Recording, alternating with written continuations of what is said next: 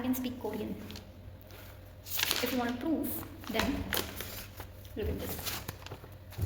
Look at the practice. And you wrote some more proof and many more. So yeah, I am multi-talented. Okay, you can read the words if you can, but yes, that's how much talented I am. Okay. Well, let's stick to German only, and let's do anesthesia.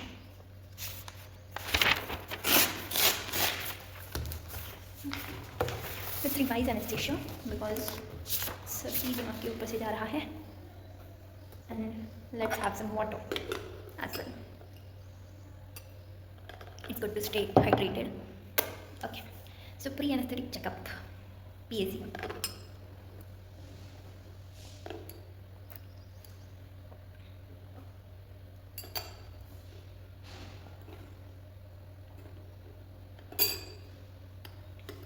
History taking में क्या है, identification, medical history देखना है, surgical history and then others. Then past medical history में hypertension है, तो उसका significance is anesthesia में sudden hypertension, then it leads to disrupted auto regulation of vital organs. तो hypoperfusion होता है brain का, kidney का and heart का.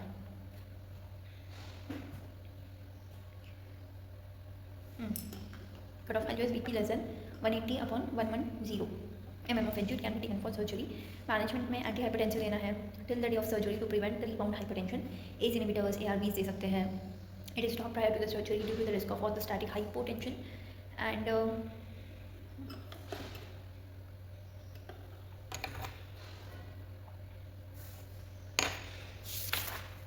diabetes. Blood sugar level अगर decreased है, then there is a risk of hypoglycemia, confusion, irritability, tachycardia, sweating हो सकती है. It can be masked under anesthesia and permanent neurological damage है and increased risk of diabetic ketoacidosis, hyperglycemic, hyperosmolar coma है. Management में जो है oral hypoglycemic agents and insulin है, तो OHN insulin जो है वो skip कर देना है on the day of surgery की वजह से. रीज़न इस hypoglycemia हो सकता है. तो जिस दिन सर्जरी हो रही है उस दिन ऑब्वियसली इंसुलिन नहीं देना है, ठीक है. अगर लॉन्ग एक्टिंग इंसुलिन है तो उसका डोज रिड्यूस करके दे सकते हैं, लाइक 1/3 to 1/2 रिड्यूस करके जो है वो दे सकते हैं, ठीक है.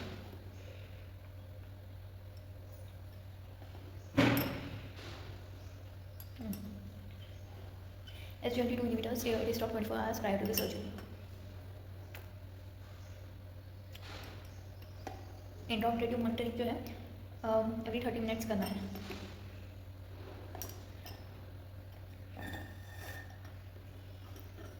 Done with water. Okay. तो फिर एपिलेप्सी का सिग्निफिकेंस है कि एब्नॉर्मल एपिलेप्सी क्या होता है, it is something but abnormal excitation हो रहा है ब्रेन सेल का, ठीक है. तो फॉलिंग बैक ऑफ टंग की वजह से हाइपोक्सिया हो सकता है, हाइपोकार्बिया हो सकता है, एसिडोसिस हो सकता है. देन उसके सब्सिक्वेंट एपिसोड्स होते हैं which leads to status epilepticus which is permanent neurological defect. तो स्टेटस एपिलेप्टिकस क्या है, परमानेंट न्यूरोलॉजिकल डिफेक्ट है. मैनेजमेंट में after the first episode seizures, radiological investigation करना है, स्टार्ट करना है anti epileptic drugs. Known case of seizure है तो सीडीसी करना है, एलएफटी करना है, ठीक है. For acute serious public setting में जॉ थर्स्ट मैन्योर है लेफ्ट लैटरल पोजीशन में, अगर पल्स प्रेजेंट है, ब्रीदिंग प्रेजेंट है तो जॉ थर्स्ट मैन्योर करते हैं. एंड इन हॉस्पिटल सेटिंग में call for help medication, short acting benzodiazepines दे सकते हैं, फॉर एग्जाम्पल मिडाजोलम है, and phenytoin sodium can be given. The newer anti epileptic drugs है like levetiracetam. If seizure persist then general anaesthesia plus muscle relaxant देना है. अब thyroid disorders में they can be hypothyroidism और हाइपरथायरिज्म. तो hypo है तो बीएमआर कम हो जाता है, हाइपरथायरिज्म में दिस पाल्पिटेशंस. तो हाइपोथायरिज्म में थायरोक्सिन देना है, हाइपर में कार्बिमाजोल एंटी थायराइड ड्रग्स देना है. प्रोपिलथायोरेसिल है. साइकेट्रिक डिसऑर्डर्स है then continue antipsychotics on the day of surgery. भी एक्सेप्शन इज माओ इनहिबिटर्स जो है वो स्टॉप कर देना है 2 to 3 weeks prior to the surgery. Reason is older MAO inhibitors interact करते हैं with synthetic opioids and hypertensive crisis कर सकते हैं. सिंथेटिक ओपियोइड्स कौन से है, एफेड्रीन है एंड ये सब है, मेपेरिडीन है. Then lithium it is used in bipolar disorder, stop कर देना 24 hours prior to the surgery. Short acting muscle relaxant are not available. And magnesium sulphate जो है प्रीक्लाम्सिया में कंटिन्यू करना है the day of surgery. Then coronary artery disease है अगर then blood thinner देना है, फॉर एग्जाम्पल एस्पिरिन है, क्लोपिडोग्रेल है, और it is stop prior to the surgery. And reason is to avoid bleeding in close cavities. तो जितना भी ब्लीडिंग हो रहा है क्लोज कैविटी में उसको अवॉइड करने के लिए. वर्टिकल कॉलम और vital cavity, cranial cavity during regional anaesthesia. Complication of stopping blood thinner से इन्फेक्शन है. प्रोफाइलैक्सिस में स्टार्ट करना है low dose low molecular weight heparin 12 hours है, और उसको भी स्टॉप करना है 12 आवर्स बिफोर सर्जरी।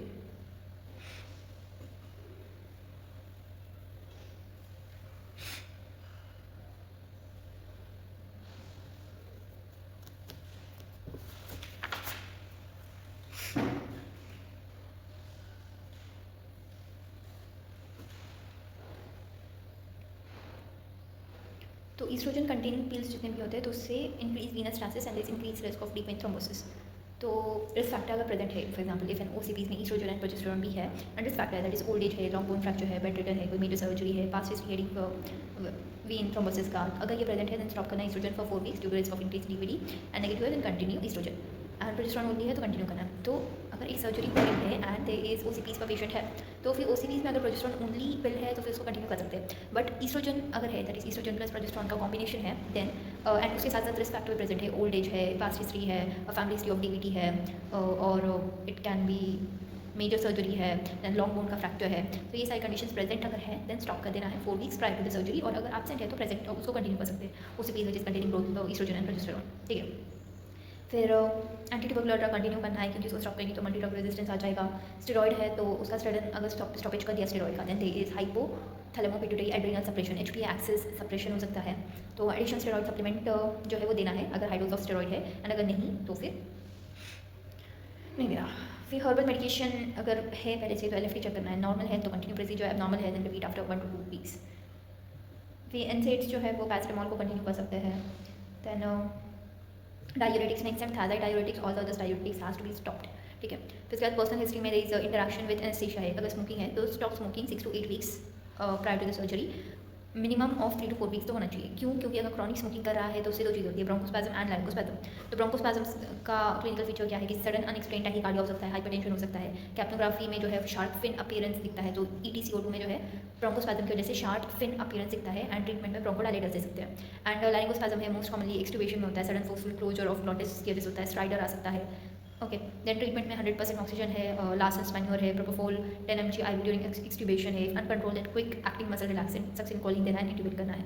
ठीक है, तो स्मोकिंग जो है वो स्टॉप कर देना है 6 to 8 weeks prior to the surgery, minimum 3 to 4 weeks होना चाहिए। वाई? बिकॉज उससे ब्रोंकोस्पैज्म एंड लारिंगोस्पैज्म होता है, laryngospasm is most common during extubation, and bronchospasm की ट्रीटमेंट में ब्रोंकोडायलेटर्स दे सकते हैं, एंड उसमें कैप्नोग्राफी में ETCO2 में शार्प फिन अपीयरेंस दिखता है। देन अल्कोहल में जो है वो हेपैटिक माइक्रोसोमल इंड्यूसर्स होते हैं, स्टॉप कर देना है 1 से 2 दिन पहले सर्जरी के।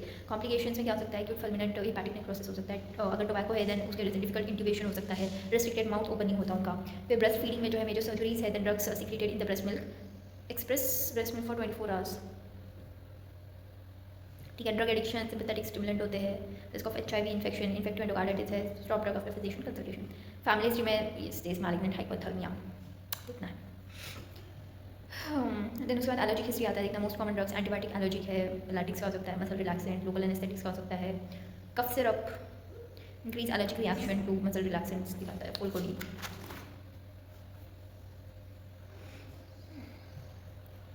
क्लिनिकल फीचर्स में sudden unexplained tachycardia, hypotension, wheeze, oedema of face, lips and airways. Management किस चीज़ का मैनेजमेंट? एलर्जिक हिस्ट्री है तो मैनेजमेंट इज एड्रेनालिन दे देना है, IV ऐसे ग्रेडिंग।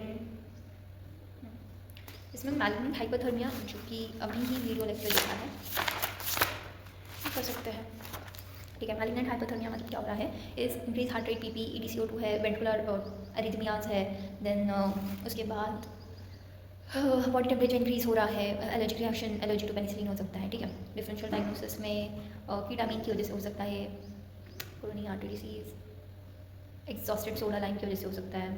ठीक है, ETCO2 अगर इंक्रीज है then it is an diagnostic होता है, डायग्नोस्टिक क्राइटेरिया है ऑफ मैलिग्नेंट हाइपोथर्मिया। तो कॉजेस क्या क्या? सबसे पहले सक्सिन कोलिन है, डीपोलराइजिंग मसल रिलैक्सेंट, उसके बाद हैलोजिनेटेड वोलाटाइल एनेस्थेटिक्स है, हैलोथेन, आइसोफ्लोरिन, डेसफ्लोरिन। ठीक है, फिर हिस्ट्री ऑफ न्यूरोमस्कुलर डिसऑर्डर्स है, family history of malignant hypothermia है, फिर inheritance, variable penetrance, multiple gene involvement, pathophysiology, normal physiology क्या होता है कि राइनोडिन रिसेप्टर्स होता है which are present in the sarcoplasmic reticulum में, तो कंट्रोल करता है रिलीज ऑफ कैल्शियम। तो 17 और 19 क्रोमोसोम पर राइनोडिन रिसेप्टर्स होता है, so this mutation of the ryanodine receptors की वजह से अनइनहिबिटेड रिलीज ऑफ कैल्शियम हो रहा है, that is excessive release of calcium हो रहा है। तो सस्टेन मसल कॉन्ट्रैक्शन है, तो इंक्रीज अपटेक ऑफ ATP हो रहा है, इंक्रीज मेटाबॉलिज्म, उसकी वजह से there is increase uptake of O2 हो रहा है, इंक्रीज प्रोडक्शन ऑफ CO2, तो हाइपॉक्सिया एंड हाइपरकार्बिया हो रहा है, उसकी वजह से देयर इज मेटा एसिडोसिस है, metabolic acidosis and respiratory acidosis हो रहा है, which leads to sudden cardiac arrest. ठीक है, तो राइनो राइनोडिन रिसेप्टर्स, ठीक है।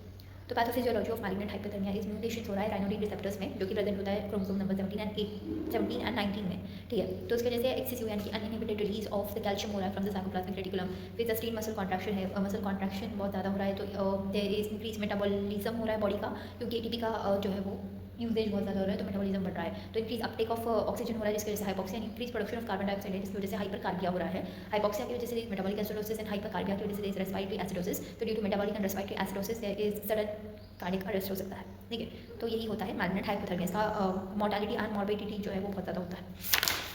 राइनोडिन रिसेप्टर्स, देन उसके बाद पॉर्सिन पिग मॉडल है, एक्सेसिव मसल कॉन्ट्रैक्शन, हाइपरकैलेमिया हो सकता है, जिसकी वजह से अरिथमियास, वेंट्रिकुलर फिब्रिलेशंस, मॉर्बिडिटी एंड मोर्टालिटी बहुत ज़्यादा है। एंड मायोग्लोबिनूरिया है, जिसकी वजह से रीनल फेलियर होता है, अगेन मॉर्बिडिटी एंड मोर्टालिटी बहुत ज़्यादा है। देन क्लिनिकल प्रेजेंटेशन में increase raised EDCO2 diagnostic value है, टैकिपनिया है, sudden unexplained tachycardia, then masseter spasm, which is the first muscle to go into this spasm, इस masseter का स्पैज्म होता है। देन इज मसल रिजिडिटी है, sweating है, soda lime exhaust होता है। Main purpose of soda lime होता है कि जितना भी CO2 प्रोड्यूस हो रहा है उसको एब्जॉर्ब करना है, तो सोडा लाइम बहुत जल्दी एग्जॉस्ट हो जाता है, क्योंकि बॉडी में बहुत ज़्यादा कार्बन डाइऑक्साइड प्रोड्यूस हो रहा है। वेंट्रिकुलर अरिथमियाज है, late signs few minutes later, raise body temperature, hyperkalaemia, increase serum creatinine levels, myoglobinuria है। मैनेजमेंट में क्या करना है कि स्टॉप कर देना है इनहेलेशन एनेस्थेटिक को सबसे पहले, तो क्योंकि वही जो है वो ट्रिगरिंग फैक्टर है। सक्सिनोकोलिन हो गया है ना, हैलोजिनेटेड वोलेटाइल एनेस्थेटिक्स है, halothane, isoflurane, desflurane, sevoflurane, halogenated. फिर maintain the depth of anaesthesia, hyperventilate, 100% oxygen दे देना है। फिर उसके बाद डैंट्रोलिन सोडियम है, which is the drug of choice, dantrolene sodium. तो मैलिग्नेंट हाइपोथर्मिया अगर है तो उसमें डैंट्रोलिन सोडियम देना है, तो वो रिवर्स कर देता है इफ्लक्स ऑफ कैल्शियम, तो मसल वीकनेस होता है। डोज इज 2.5 मिलीग्राम पर kg एंड डाइल्यूट करना है विद डिस्टिल वाटर के साथ, ठीक है। तो डैंट्रोलिन सोडियम को डोज 2.5 मिलीग्राम पर kg, उसको डाइल्यूट करना है डिस्टिल वाटर के साथ। मैग्नीशियम इंप्रूव्स करता है डैंट्रोलिन की एफिकेसी। एडमिनिस्टर करना है बाइकार्बोनेट को, कंट्रोल हाइपरथर्मिया, ये सब सपोर्टिव मेजर्स है।